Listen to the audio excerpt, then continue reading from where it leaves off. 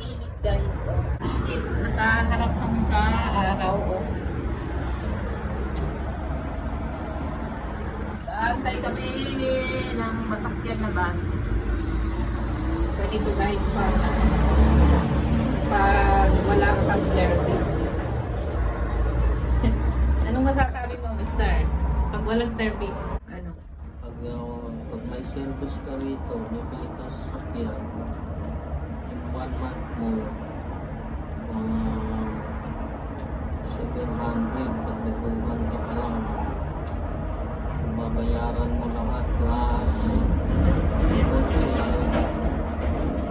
mga ganon, autopack, tapos yung loan mo pa sa sasakyan, kung bagong sasakyan, mga 500 yan.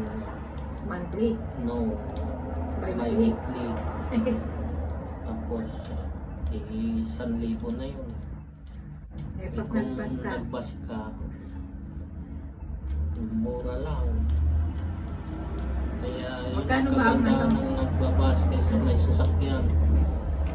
$3 ang ano, bus.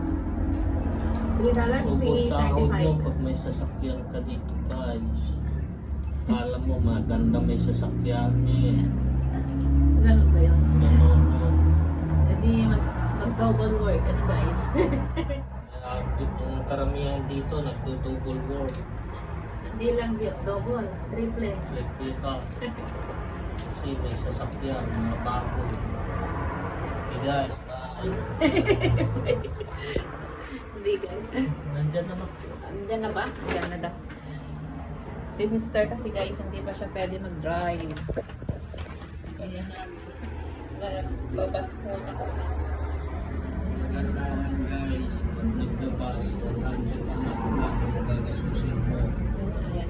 Kahit saan ka magpunta, bili ka lang 100. Pero hindi ka naman makakasya. Bus. Hindi ka na lang makapuntang outside the city. Sa inside the city na lang. Pag wala kang sasakyan.